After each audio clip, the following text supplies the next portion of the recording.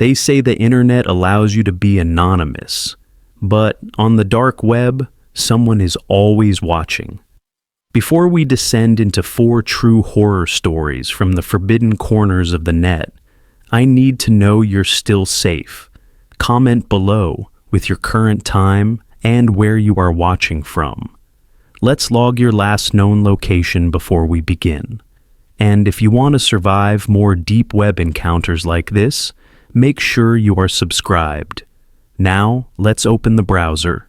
This happened 6 months ago.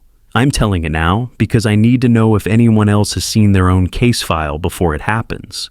The police said it was probably a prank, but pranks don't update themselves. The report had tomorrow's date on it. I work in cybersecurity. That detail matters because people assume I'd be harder to phish, harder to fool. I do penetration testing for mid-sized companies, banks, hospitals, law firms. I find vulnerabilities before someone else does. The job makes you paranoid in useful ways. I use a VPN, I have separate emails, I don't click links from people I don't know. My digital footprint is small on purpose. I'd been researching data breaches for a client presentation. One of those breaches involved SSNs ending up on a forum I won't name. I was documenting how easy it was to access stolen information when you know where to look. That's when I saw my name, not in a leak, in a case file. It was formatted like a police report, clean headers, case number, date reported, last known location, physical description that matched me exactly, down to the scar on my left hand from a camping accident in high school. Status, missing. Date, reported March 14th. It was March 13th. I sat there for a long time just staring at the screen. The file was detailed, too detailed for a joke. It listed my home address, my workplace, my car make and model. It said I'd been reported missing by my sister, Caroline. It even had her phone number, the correct one. There was a timeline. It said I'd last been seen leaving my office at 6:47 p.m. on March 13th. Security footage showed me getting into my car. After that, nothing. I checked my watch. It was 4:22 p.m. I hadn't left the office yet. The rationale part of my brain tried to sort it. Maybe someone had compiled public information about me, scraped social media, old resumes, LinkedIn. But I don't post my home address online. I don't post much of anything. And my sister's phone number isn't public either. I screenshotted the page. Then I cleared my history and closed the browser. I told myself I'd call Caroline after work, just to check, just to make sure someone hadn't gotten hold of her information too. But when I stood up to leave my desk, I checked the time again. 6:39 p.m., I'd lost 2 hours. I don't remember those 2 hours, not browsing, not working, not zoning out. I remember looking at the report at 4:22. I remember deciding to leave. Then I was standing by my desk with my coat on and it was 6:39. The office was nearly empty. Most people leave by 5. I walked to my car. The parking garage was quiet. I kept thinking about the time stamp in the report. Last seen leaving office at 6:47 p.m. I had 8 minutes. I don't know why I waited. I sat in my car with the doors locked and the engine off. I watched the dashboard clock. 6:43, 6:44, 6:45. At 6:46, my phone buzzed. It was a text from a number I didn't recognize. "You should go home." I stared at it. Then I started the car and left. I called Caroline from the road. She picked up on the 3rd ring. "Have you reported me missing?" I asked. She laughed. "What?" "I'm serious. Have you filed any kind of report about me?" "Talked to police?" "No. Why would I?" "Has anyone contacted you pretending to be me or asking about me?" "You're freaking me out. What's going on?" I told her someone might have her phone number. I told her to be careful answering calls. I didn't tell her about the report. When I got home, I checked every lock. I turned on every light. I sat at my kitchen table and opened my laptop. The forum was still there. The file was still there. But now there was an update. Status, missing. Last contact, Text message sent to unknown party at 6:46 p.m. March 13th. Content: you should go home. I hadn't sent that text. I had received it. I didn't sleep that night. I went through my phone, my sent messages, my call log, my emails. There was no record of the text I'd received at 6:46. It just wasn't there. But I know I saw it. I know I read it. At 3 a.m., I checked the forum again. The case file had another update. March 14th, 2:17 a.m. Subject's vehicle found in driveway. Front door unlocked. No signs of forced entry. Neighbor reports seeing subject return home at approximately 7:15 p.m. on March the 13th. No activity since. I walked to my front door. It was unlocked. I know I locked it. I checked it twice. I locked it again. Then I dragged a chair in front of it and sat down with my laptop. The forum thread had comments now, usernames I didn't recognize. Same area as the Brennan case. Timeline matches. He's not missing yet. One comment had a photo attachment. I opened it. It was my driveway, taken from the street. Timestamp: March 14th, 1:54 a.m. 23 minutes ago. I went to the window. The street was empty. I turned off the lights and looked again. No cars, no movement. I called the police. The dispatcher was polite. She took my information. She said someone had been outside my house, and I'd found a disturbing post online that mentioned me by name. She asked if I felt I was in immediate danger. I said I didn't know. She said an officer would come by in the morning to take a report. She recommended I stay inside and keep my doors locked. I told her my door had been unlocked when I didn't unlock it. There was a pause. She said it was possible I'd forgotten.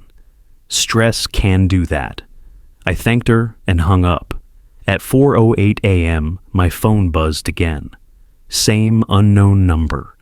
Officer arrives at 9:32 a.m. Doesn't believe you. The officer arrived at 9:30. His name was Dalton. He was younger than I expected. He took notes while I explained everything: the forum, the case file, the updates, the texts, the unlocked door. He asked to see the messages. I showed him my phone. The texts weren't there. He asked for the forum link. I opened my laptop. I navigated to the page. It was gone, not deleted. The thread didn't exist. The whole forum section I'd been browsing had been replaced with an error page. 404, not found. Dalton looked at me the way you look at someone when you're deciding whether they're lying or confused. "Do you live alone?" he asked. "Yes." "Any history of sleepwalking, memory issues?" "No." "Have you been under unusual stress recently?" I told him I work in cybersecurity. I know what I saw. He said he'd file a report. He said if I received any more threats, I should call again. He suggested I change my passwords and maybe talk to someone about the stress. He left at 9:50.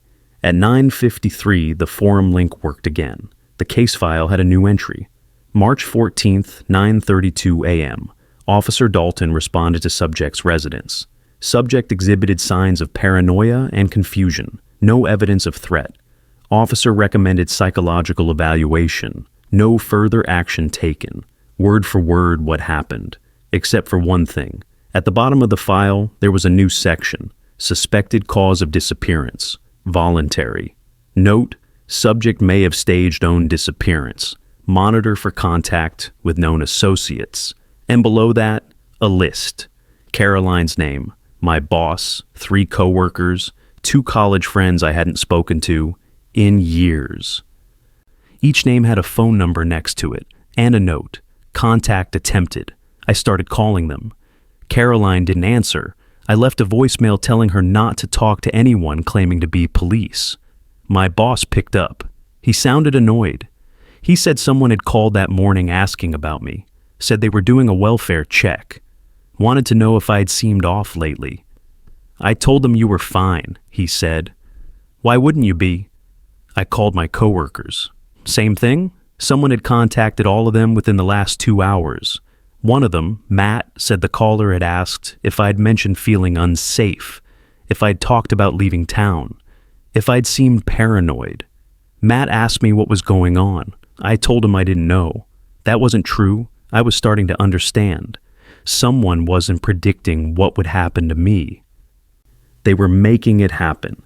Someone had been standing exactly where I was standing now when they took the photo. My phone buzzed. Same number. "You're still home," I typed back. "Who is this?" 3 dots appeared, then disappeared. Then, "You already know." I didn't, but I was starting to. I went back to the forum. I searched for other case files, other names. There were dozens, all missing persons, all with detailed reports, timelines, updates, photos. I clicked on one at random. A woman named Sarah Brennan, reported missing November 8th. Last seen leaving a grocery store. Her file had the same format, same clean headers, same progression. I scrolled to the comments. Saw her at the gas station 2 days after she was reported. She looked scared. Didn't recognize her own name. There was a follow-up post dated 3 weeks after she was reported missing. Update: subject found deceased in vehicle approximately 40 miles from last known location. Cause of death: exposure, no evidence of foul play. Case closed. I clicked on another file, then another. They all ended the same way. Found weeks later, alone, dead. No explanation. I went back to my own file. There was a new comment. He's reading the others now. I didn't leave the house for 3 days. I disabled my phone's location. I covered my windows. I stopped answering calls. The file updated every few hours. March 15th, 11:04 a.m. Subject has not left residence. No contact with known associates. Behavior consistent with self-isolation. March 16th, 8:22 p.m. Lights observed on at all hours. Neighbor reports unusual activity. Possible substance use or mental health episode. It was describing me accurately. But the details made me sound unstable. On the 3rd night, Caroline showed up. She knocked on the door. She called my name. I didn't answer. She called my phone. I watched it ring. She left. 2 hours later, the file updated. March 17th, 9:15 p.m. Sister attempted contact. Subject refused to answer door or phone. Sister expressed concern to neighbors. Neighbors confirmed subject has not been seen in days. I was trapped. If I stayed inside, I looked unstable. If I left, I fit the timeline. At midnight, I got another text. "It's time." I didn't respond. 5 minutes later, "You were reported missing an hour ago." I checked the file. It was true. Status: missing. Date: reported March 17th, 11:04 p.m. Reported by Caroline Pritchard, sister. There was a new photo. My house. All the lights on. Taken from across the street. Timestamp: March 17th, 11:58 p.m. 2 minutes ago. I turned off all the lights. I sat in the... At 2 a.m., my phone rang. Unknown number. I answered. "Hello?" Silence. Then my own voice. "Hello?" It was a recording. Me answering the phone, played back to me. Then another sound, my voice again. "I'm leaving tonight. Don't try to find me." I'd never said that. The call ended. 10 seconds later, the file updated. March 18th, 2:03 a.m. Final contact. Subject called unknown party. Stated intention to disappear voluntarily. Audio recording confirms subject's voice. Last known communication. They had everything they needed. A timeline. Witnesses who'd say I'd been acting strange. A recording of me saying I was leaving. When I disappeared, when they made me disappear, it would look voluntary.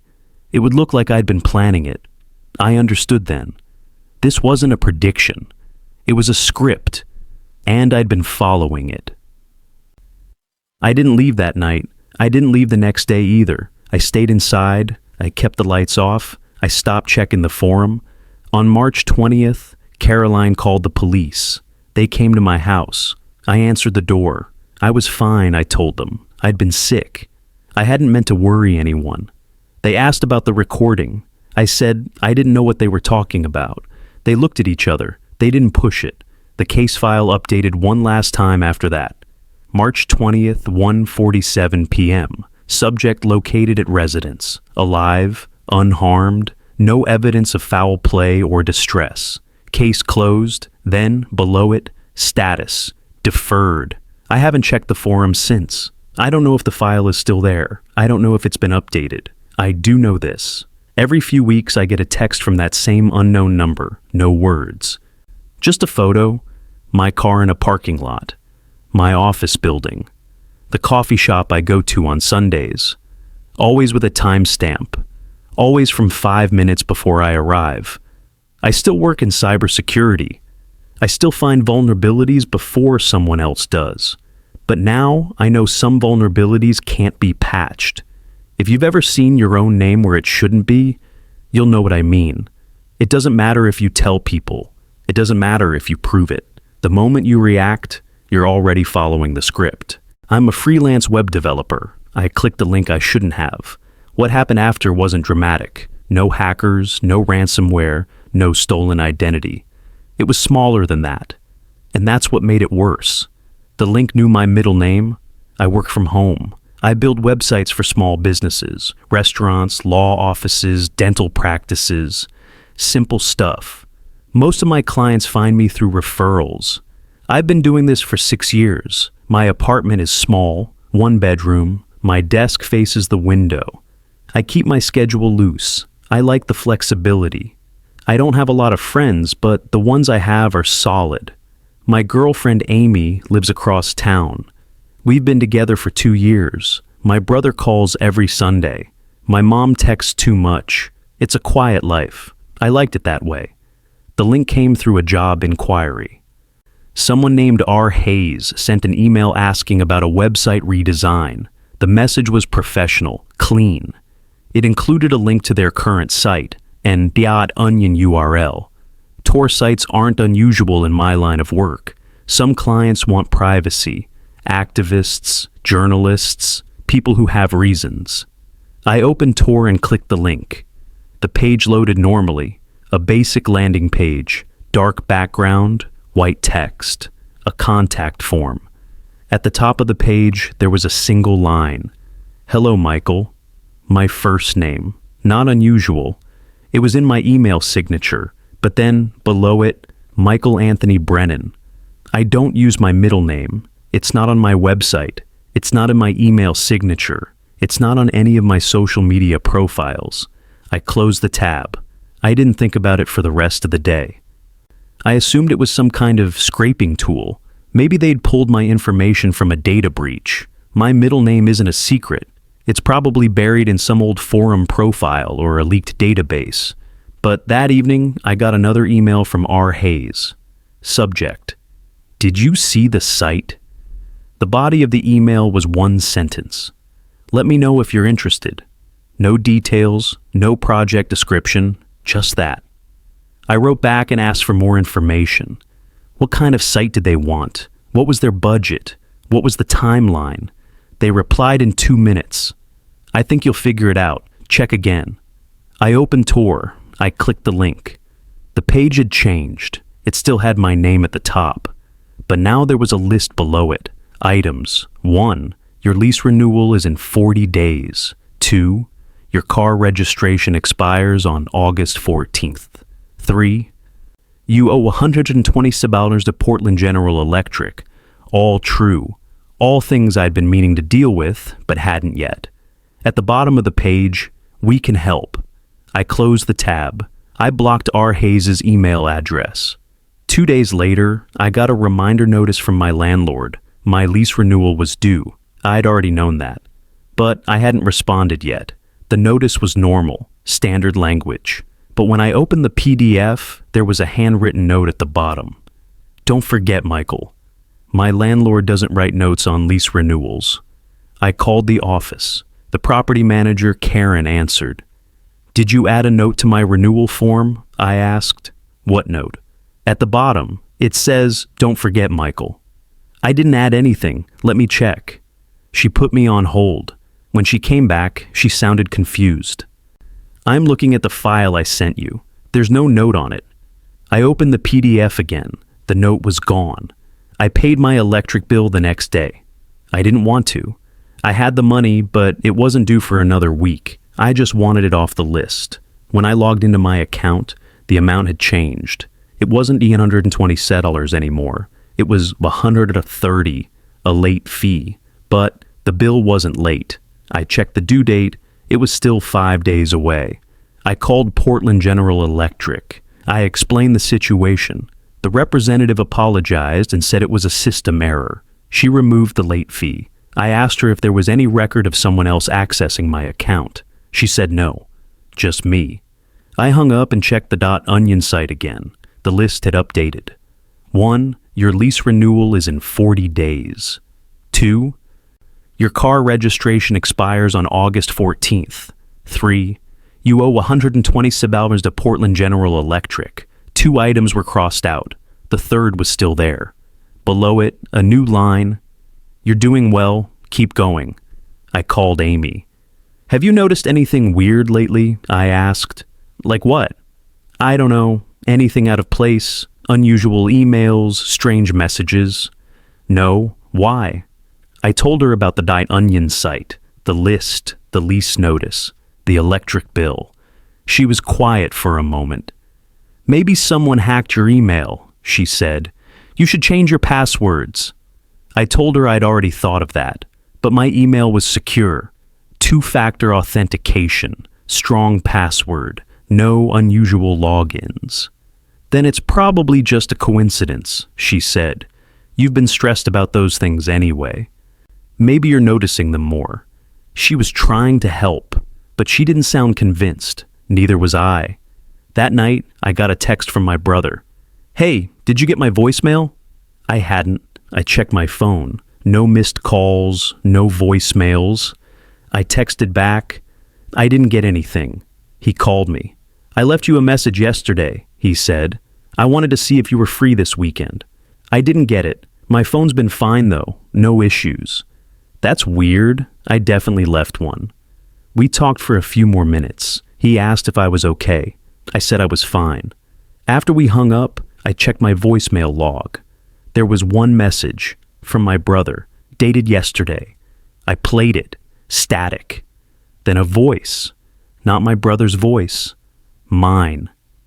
He's checking now. The message ended. I didn't sleep that night. I kept thinking about the voicemail, my voice, the timing.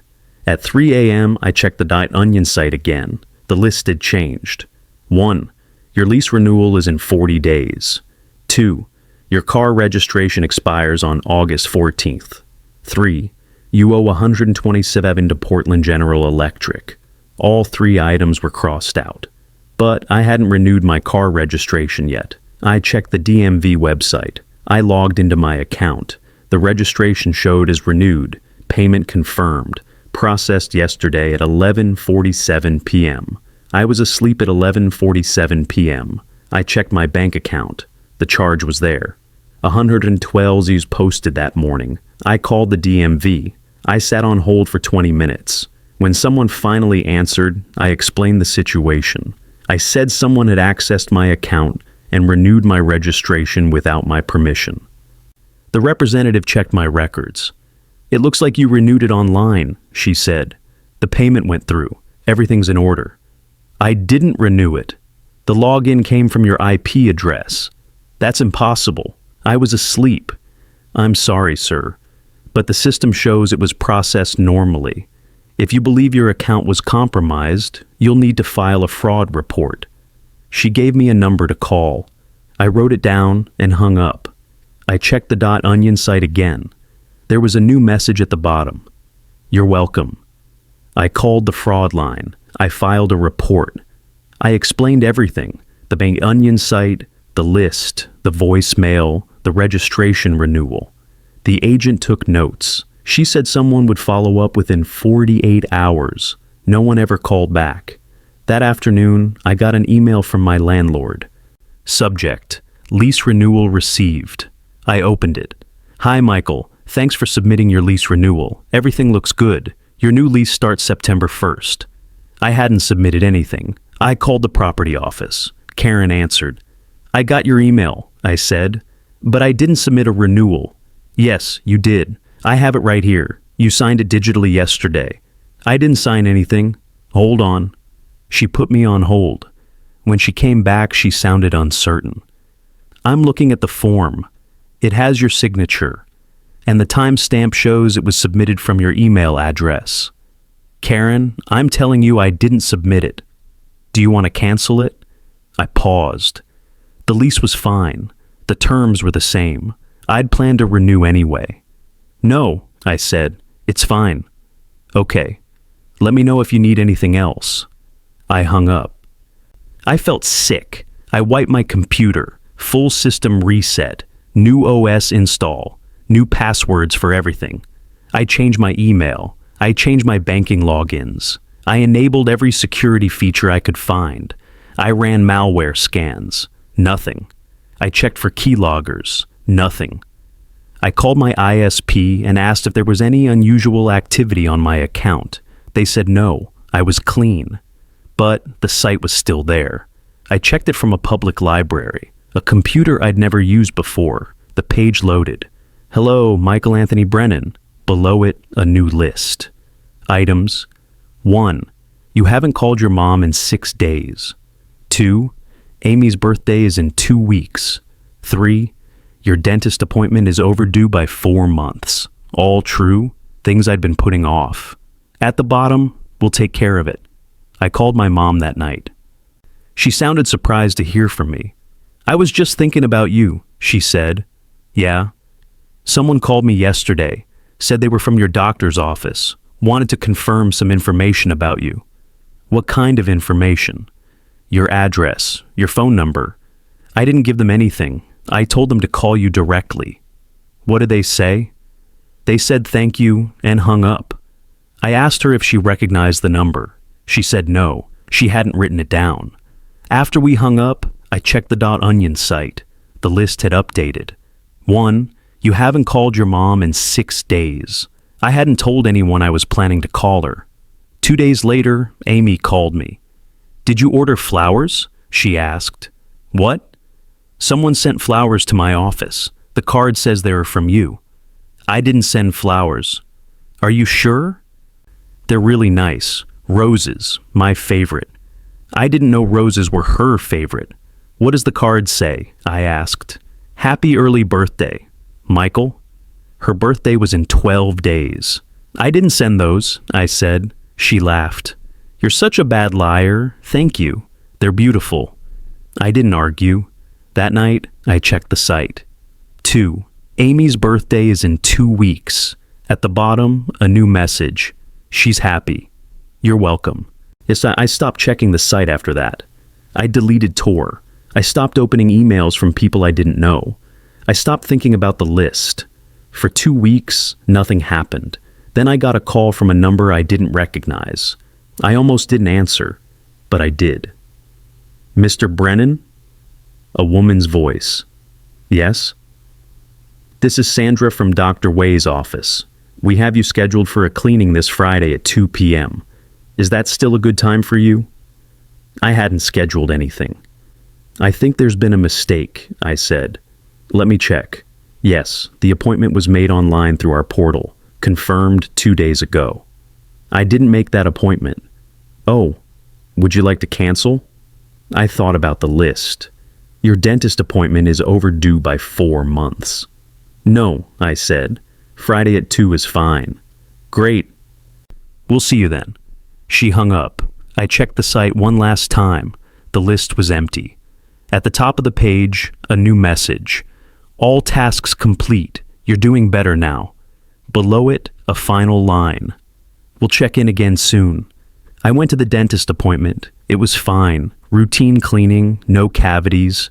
Amy loved the flowers. She brought them up twice more that week. My mom called me the following Sunday. She said it was nice to hear from me more often. I didn't tell anyone what had happened. What would I say? That someone had taken care of my responsibilities for me? That my life was being managed by a website I couldn't trace? It sounds helpful when you say it like that. But it wasn't. Because now, every time something gets done, every time a bill gets paid or an appointment gets made, I have to check. Did I do that? Or did they? Last week, I got an email from R. Hayes. Subject, next steps. The body was empty. Just a link. I haven't clicked it, but my car insurance is up for renewal next month, and I've been putting off calling the dentist again. I used to think control meant making your own decisions. Now I know it just means knowing who made them. If your life starts falling into place without effort, ask yourself why. Someone might be helping, and help always costs something. You just don't know the price yet. I'm a data privacy researcher. I've spent 7 years studying how surveillance technology gets misused. I thought I understood the risks. Then I found a website that shouldn't exist. The police couldn't help me because, technically, nothing illegal had happened yet. The camera angle was from inside my neighbor's window. I live in a quiet suburb outside Portland, the kind of place where people still leave their garage doors open and kids ride bikes until dark. My work involves documenting privacy violations, tracking how security cameras get hacked, how baby monitors end up streaming to strangers, how doorbell footage gets sold without consent. I testify in court cases sometimes. I help write policy recommendations. I know what compromised systems look like. My house is an example of what I preach. No smart devices, no security cameras, no voice assistants. My network is locked down. I use a VPN for everything. I'm careful. That's why it took me so long to understand what I was seeing. I'd been researching a new exploit involving residential IP cameras. There had been reports of a botnet scraping feeds from unsecured devices. I was documenting which brands were vulnerable when I found a link to a directory I hadn't seen before. The page was simple, a black background, a grid of thumbnail images. They were live feeds, driveways, living rooms, backyards. The timestamps were current. The quality was too good for most hacked cameras. I clicked on one at random. Someone's kitchen, a woman making coffee. She didn't know she was being watched. I clicked another, a garage, empty. Then I scrolled down and saw my street. It was my street. I recognized the mailbox 3 houses down, the oak tree with the crooked branch, the blue sedan that belonged to the Hendersons. The camera was pointing toward my house. I could see my driveway, my front door, my living room window. The feed was live. I could tell because the tree branches were moving in the wind, same rhythm as the branches outside my actual window. I stood up and walked to the window. I looked out at the street. Everything matched. The angle of the shot suggested the camera was elevated. Second story, maybe. Across the street or next door. I tried to think which neighbor would have a camera pointed this direction. The Morgans across the street had a Ring doorbell, but the angle was wrong. The Caldwells next door didn't have any cameras at all. I went back to my computer. The feed was still there. I opened another window and started tracing the IP address. The metadata was scrambled, routing through 3 different countries. That wasn't unusual for dark web content, but it made the source impossible to pinpoint. I took a screenshot. Then I tabbed back to the feed. My car was in the driveway. I'd parked it 20 minutes ago when I got home from the grocery store. I watched for another minute. Nothing happened. Then I saw movement in the frame. Someone walking past my driveway. I looked out my window again. Mrs. Caldwell was walking her dog. Same direction, same speed. The lag was less than a second. I spent the next hour trying to find the camera. I walked the street. I looked at every house, every window, every roof line. I looked for anything that could explain the angle. The Morgans were home. I asked them if they had installed any new cameras. They said no, just the doorbell. I asked if I could check their Ring app. They thought it was weird, but they let me. I looked at the feed. It showed their front porch. Nothing else. The Caldwells weren't home. I walked around their house. No cameras, nothing on the roof, nothing in the windows.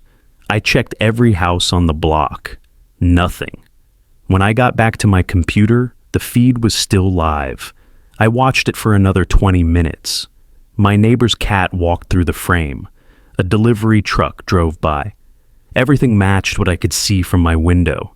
I tried to access the site's source code. It was heavily obfuscated, layers of encryption I'd need hours to break through.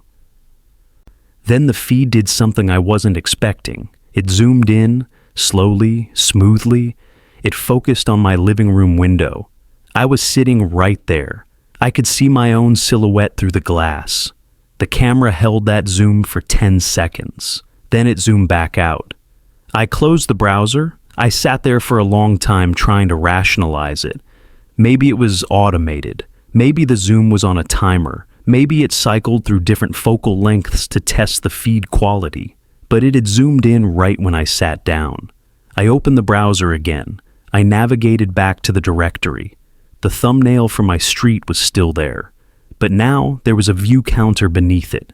7 watching now. I didn't sleep that night. I kept the site open on my laptop. I watched the feed. I took notes on every car that passed, every person who walked by. Every time the angle shifted, the camera moved 3 times. Once at 11:42 p.m., a slight pan to the left. Again at 1:18 a.m., tilting up toward my bedroom window. And again at 3:03 a.m., zooming in on my front door. Each movement was small, deliberate, like someone was adjusting it manually. At 4 a.m., I grabbed a flashlight and went outside. I walked the street again. I shined the light at every window, every roofline, every power line. Nothing. When I came back inside, the feed showed me walking back to my front door. I could see myself in the frame, flashlight in hand, looking directly at where the camera should be. But there was no camera. I went back to the site. The view counter had gone up, 12 watching now. There was a chat box I hadn't noticed before, a small icon in the corner of the feed. I clicked it. The chat was active. User 4421. He's looking for it. User 0883 won't find it. User 7309, they never do. I stared at the screen. Then I typed, "Where's the camera?" The chat went silent for a moment. Then, user 4421, check your email. I opened my email. There was a new message, no subject line, sent 2 minutes ago. The sender address was a string of random characters. The body of the email had one line, "It's not a camera," and below that, an attachment. I didn't want to open it, but I did. It was a photo. My street, same angle as the feed, but it was taken in daylight. I could see my car in the driveway. I could see Mrs. Caldwell's dog in the yard. I could see myself standing in my living room window. The timestamp on the photo was from 3 years ago. I went through my files. I searched for every photo I'd ever taken of my house, my street, my neighborhood. I checked my phone, my old laptop, my cloud storage. I found the original. It was a photo I'd taken in 2021. I'd sent it to my sister when I first moved in. Just a casual shot of the house to show her the neighborhood. I'd sent it through email. I checked the metadata on the photo in the attachment. It was identical to the original. Same resolution, same camera, same GPS coordinates. But the photo in the email had been modified. There was a red circle drawn around my window, and a caption. "We've been watching since you moved in." I called the police that morning. The dispatcher took my information. She said someone would follow up. An officer called me back 2 hours later. His name was Ruiz. I explained the situation, the website, the live feed, the chat, the email. He asked if I'd received any threats. I said no, not directly. He asked if anyone had trespassed on my property. I said I didn't think so. He asked if I'd lost any money or had my identity stolen. I said no. There was a pause. He said it sounded like harassment, but without a direct threat or a known suspect, there wasn't much they could do. He recommended I change my passwords and maybe install a security system. I told him I work in data privacy. I told him I know what I'm looking at. He said he'd file a report. He said I should call back if anything escalated. I asked what escalated meant. He said if someone showed up at my house, or if I received explicit threats. I thanked him and hung up. I checked the site again. The view counter was at 29. The chat was active. User 6754, cops don't care. User 02111, he's learning. User 4421, show him the others. Then the feed changed. It split into a grid. 4 feeds, 6, 12, different streets, different houses, all live. I recognized 2 of them. One was my sister's neighborhood in Seattle. I could see her car in the driveway. The other was my parents' house in Sacramento. The camera was pointing at their front door. I called my sister. She didn't answer. I left a voicemail telling her to check her security. I didn't explain why. I called my parents. My mom picked up. "Are you home?" I asked. "Yes, why?" "I need you to look outside. Tell me if you see any cameras, anywhere on the street." "What's going on?" "Just look, please." She put the phone down. I heard her talking to my dad. A door opened. She came back. "There's nothing out here. Whose camera are we looking for?" "I don't know." "Are you okay?" "I'm fine. Just lock your doors. Don't answer the door for anyone you don't know." "You're scaring me." "I'm sorry. I'll explain later." I hung up. The feed of their house was still live. I watched my dad walk past the window. The chat updated. User to 7309, he's warning them. User before 21, it won't help. I typed, "What do you want?" No response for a minute. Then, user before mid 21, we want you to understand. User Bujo83, you've been studying us for years. User 6754, now we're studying you. Another message appeared, different username, admin. You have 24 hours. I typed, 24 hours for what? No response. The feed of my street zoomed in again. This time it focused on my front door. The door was closed, locked. But in the bottom corner of the frame, I could see something I hadn't noticed before. A small white envelope, tucked between the door and the frame. I didn't go outside right away. I watched the feed. The envelope was there. Real, physical. No one had knocked. I hadn't heard anything. I went to the window and looked out. The street was empty. I opened my front door slowly. The envelope was there. I picked it up. No markings, no address. Just a plain white envelope. I brought it inside and locked the door. I could feel the camera watching me. I opened the envelope. Inside was a single piece of paper. A list of names. I recognized 3 of them. They were colleagues, people I'd worked with on surveillance cases, researchers, whistleblowers. Next to each name was a date. The dates were all within the last 6 months. At the bottom of the page, one more line. They stopped looking. You won't. I started searching for the names. The first one was a woman named Dr. Ellison. She'd testified in a case about facial recognition abuse. I'd met her at a conference 2 years ago. I found an obituary. She died 4 months ago. Car accident, single vehicle collision, no witnesses. The second name was Marcus Delgado. He ran a nonprofit that tracked government surveillance programs. We'd collaborated on a report. I found a news article. He'd been reported missing 3 months ago. Last seen leaving his office. His car was found a week later in a grocery store parking lot. No sign of him. The third name was Jennifer Kwan. She'd developed an app that detected hidden cameras in public spaces. I'd interviewed her for a paper I was writing. I found her LinkedIn profile. It was still active, but her last post was from 2 months ago. It said she was taking a break from social media for mental health reasons. I tried to find more recent information. There was nothing. I went back to the site. The feed of my street was still live. The chat was waiting. User 4421, you see it now. User 0883, they all tried to stop us. Admin, you're the last one, I typed. Last one what? Admin, on the list. The feed changed again. This time it showed my bedroom. I wasn't in there, but the camera was inside my house.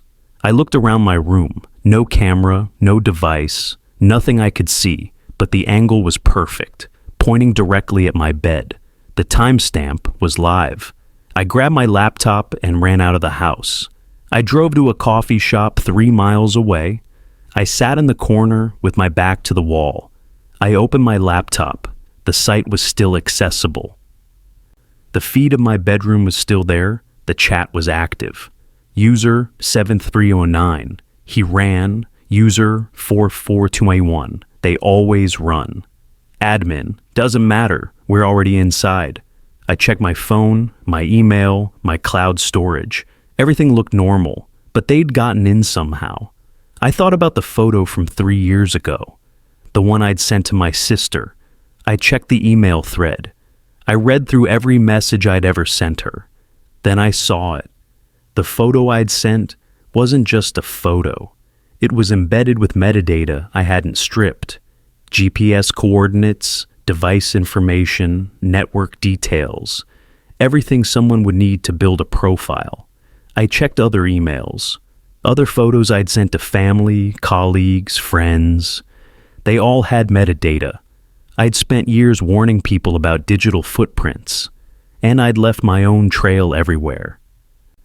I stayed at the coffee shop until it closed.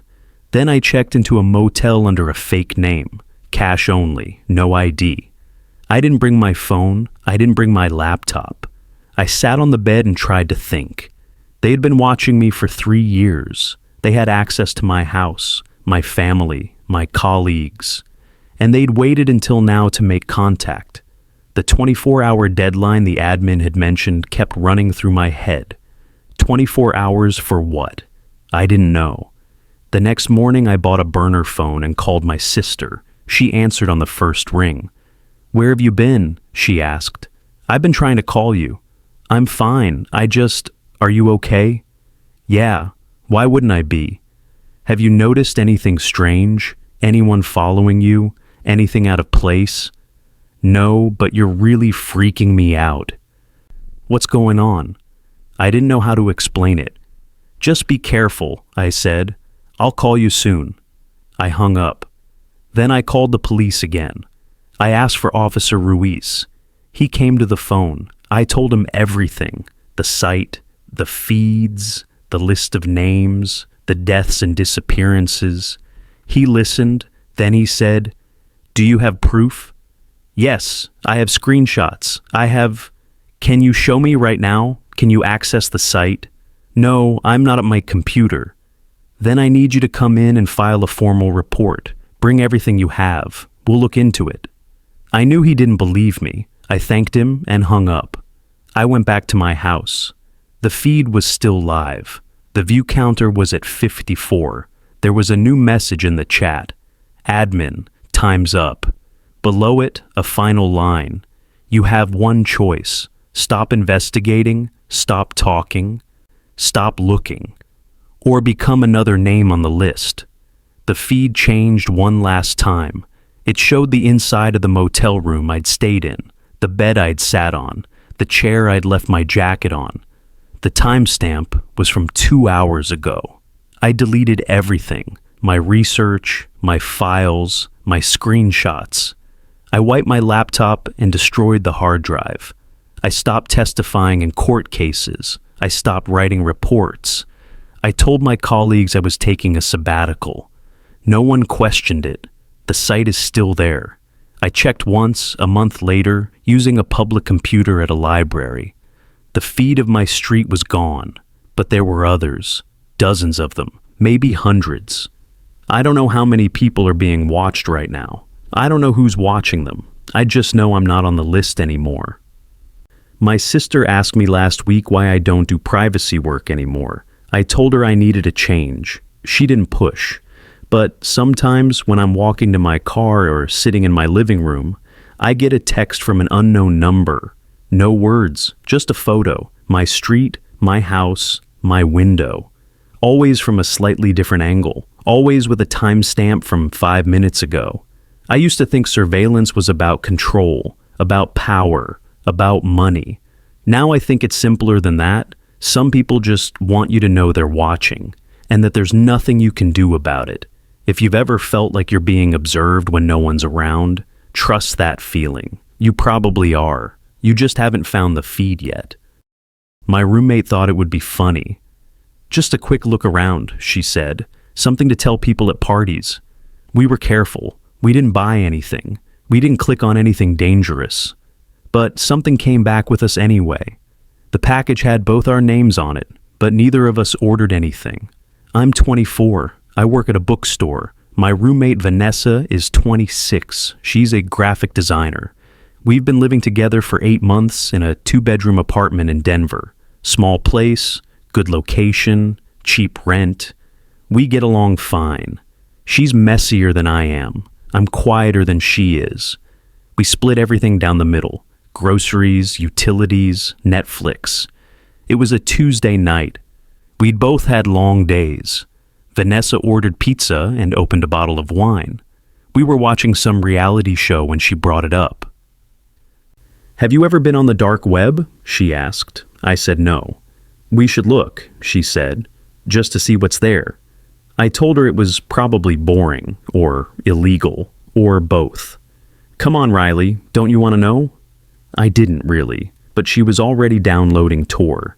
We clicked around for maybe 20 minutes, forums mostly, marketplaces that looked like bad versions of eBay. Nothing interesting, nothing scary. Then Vanessa found a site that was just a grid of doors. Each door had a number, no descriptions, no labels. "Pick one," she said. I picked door 7 because it was my lucky number. The page loaded, black background, white text. "Thank you for visiting." That was it, just that one line. Vanessa laughed. "That's it? That's the dark web?" We closed the browser. We finished the wine. We went to bed. 3 days later, the package arrived. The package was sitting outside our door when I got home from work. Small box, brown, no return address. The shipping label had both our names, Riley Cho and Vanessa Pruitt, our apartment number and address. I brought it inside and set it on the counter. When Vanessa got home, I showed her. "Did you order something?" I asked. "No, did you?" "No." We stared at it. "Maybe it's from your mom," Vanessa said. "She sends you random stuff sometimes." That was true. My mom did send me things. Socks, tea, books she thought I'd like, but she wouldn't put Vanessa's name on the package. I opened it. Inside was a small glass jar. Empty, clear glass, metal lid, no label, and a note. The note was on plain white paper, typed, no signature. "You chose door 7. This is what's behind it." Vanessa picked up the jar. She turned it over in her hands. "It's empty," she said. "I can see that. This is weird, right?" "Very." She unscrewed the lid. She looked inside. Nothing, just air. "Maybe it's a prank," she said. "Who would send us a prank?"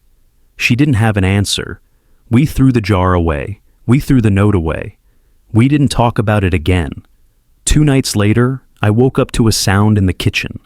It was 2 a.m. The sound was glass, something clinking, like someone was opening cabinets. I got out of bed. I walked to the kitchen. The lights were off. No one was there. But one of the cabinet doors was open, the one where we keep the glasses. I closed it. I went back to bed. In the morning, Vanessa asked if I'd been in the kitchen during the night. "Yeah, did I wake you?" "No." "But I heard something earlier, like 1 a.m. I thought it was you." "I didn't get up until 2. She frowned. "Then who was in the kitchen at 1? We checked the locks, front door, back door, both locked. We checked the windows, all closed. We didn't talk about it after that. But that night, it happened again. The sounds continued for a week, always between 1 and 3 a.m., always in the kitchen, glass clinking, cabinets opening, footsteps on tile. We started leaving our bedroom doors open and started keeping the lights on. It didn't stop. One night, I got up and went to the kitchen as soon as I heard it. The cabinet was open again, but this time, there was something on the counter. The jar, the same jar we'd thrown away. It was sitting next to the sink, lid off, empty. I called for Vanessa. She came out in her pajamas. She looked at the jar. "We threw that away," she said. "I know." "You saw me throw it away." "I know." She picked it up. She opened the trash can. The jar wasn't in there. She threw it away again. "If this is someone's idea of a joke, it's not funny," she said. The next morning, the jar was back. Same place. Lid off, empty. Vanessa didn't say anything. She just picked it up and put it in her bag. "What are you doing?" I asked. "I'm taking it to work. I'm keeping it with me. If it shows up here again, we'll know something's really wrong." She left. I went to work. When I came home that evening, the jar was on the counter. Vanessa got home 20 minutes later. She dropped her bag on the couch. "Is it here?" she asked. I pointed to the counter. She checked her bag. The jar was still inside. She pulled it out. She held both jars. 2 identical jars. Same size, same lid, same everything. "Okay," she said quietly. "This isn't normal. We didn't sleep that night. We sat in the living room with all the lights on.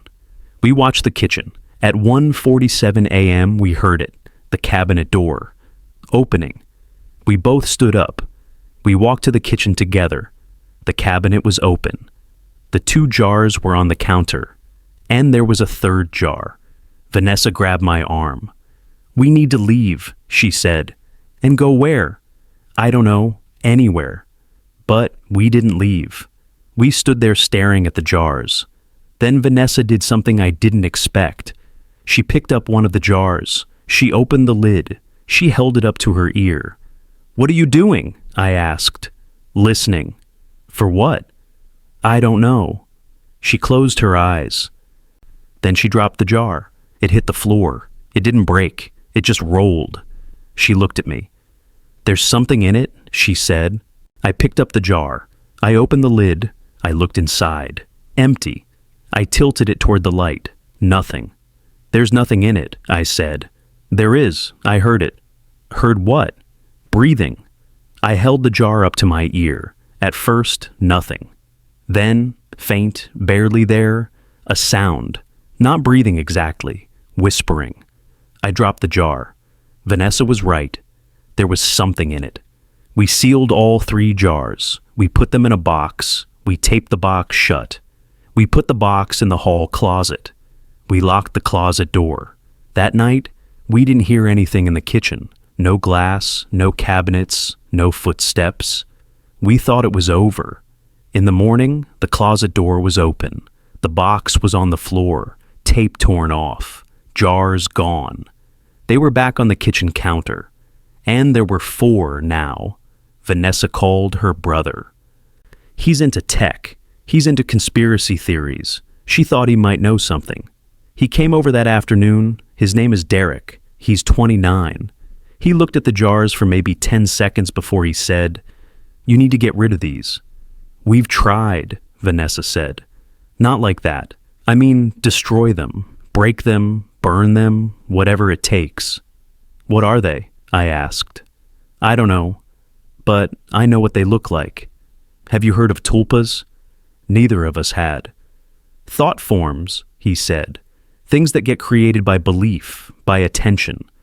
The more you focus on them, the more real they become." "That's not real," I said. "Then explain the jars." I couldn't. Derek told us to stop looking at them, stop thinking about them, stop acknowledging them. "They feed on attention," he said. "Starve them." He left. We tried to follow his advice. We covered the jars with a towel. We didn't look at them. We didn't talk about them. By the next morning, there were 12. We couldn't ignore them anymore. The jars were everywhere, on the counter, in the sink, on the floor, in the bathroom, in our bedrooms, all empty, all identical, all with the lids unscrewed. Vanessa started crying. "What do they want?" she said. "I don't know. We need to leave. We need to move out." "Where do we go? What if they follow us?" She didn't answer. That night, I woke up to her screaming. I ran to her room. She was sitting up in bed, staring at the wall. There was writing on the wall. Not spray paint, not marker. Condensation. Like someone had breathed on the wall and traced letters in the fog. "Open them!" "I didn't write that," Vanessa said. "I know." "Then who did?" I didn't answer. We spent the rest of the night in the living room, lights on, doors locked. At 3 a.m., we heard something in Vanessa's room. We didn't go check. In the morning, the jars were arranged in a circle on her bedroom floor. All the lids were off. And in the center of the circle, one more message. "Open them, or we open you." Vanessa grabbed one of the jars. "Fine," she said. "You want us to open them? We'll open them." She unscrewed the lid. She turned the jar upside down. Nothing came out. She shook it. Still nothing. Then she held it up to her ear again. Her face went pale. "What is it?" I asked. She handed me the jar. I listened. This time, it wasn't whispering. It was voices, multiple voices, overlapping. Speaking in a language I didn't recognize, but one word I did understand. My name, Riley, over and over. Riley. I dropped the jar. It rolled across the floor. Vanessa picked up another jar. She opened it. She listened. She dropped it too. "They're saying my name," she said. We opened the rest. Every jar had voices. Every jar knew our names. We left that night. We packed our bags and got in Vanessa's car. We didn't tell anyone where we were going. We drove to a motel outside the city. We paid cash. We didn't use our real names. We thought we'd left it behind. At 2 a.m., I woke up to the sound of glass. I opened my eyes. There were jars on the nightstand, both sides, his and hers. Vanessa was already awake. "They followed us," she said. We left the motel. We drove to Derek's place. He let us in. He looked at us like we were ghosts. "What happened?" he asked. We told him. He shook his head. "You opened them." "We had to." "No, you didn't. You gave them what they wanted." "What do they want?" "You." He said we'd invited something in when we clicked that door. Something that lived in empty spaces. In potential. In things that could be filled but weren't. The jars were vessels. Waiting to be filled. And we'd just given permission. "What do we do?" Vanessa asked. Derek didn't answer right away. Then he said, "You fill them with something else." Derek had an idea. He said if the jars wanted to be filled, we'd fill them, but with something they couldn't use. We spent the next 3 days recording. Our voices, our thoughts, our memories, everything. We filled SD cards with audio. Hours and hours of us talking, laughing, arguing, breathing. Then Derek helped us rig a device. Something that would play the recordings on a loop and transmit them through electromagnetic frequency. We put the device inside one of the jars. We sealed it. We left it in Derek's apartment. The next morning, all the jars were gone. From Derek's place, from our apartment, from everywhere. We went home that afternoon. The apartment was empty, clean, no jars, no messages. It's been 6 weeks since then. We haven't heard the sounds. We haven't seen the jars. But sometimes, late at night, I hear something. My own voice. Playing back. Saying things I don't remember saying. Vanessa hears it too. We don't talk about it. We just know that whatever we filled those jars with, it's still out there, playing our voices back to us. Reminding us we're not empty yet. I used to think the dark web was just a place. Websites and forums and illegal markets. Now I know it's more than that. It's a door. And some doors shouldn't be opened, because whatever's on the other side doesn't stay there. If you've ever clicked something you shouldn't have, and things started feeling wrong after, little things at first, then bigger, you're not imagining it. Something came back with you, and it's waiting to be let in.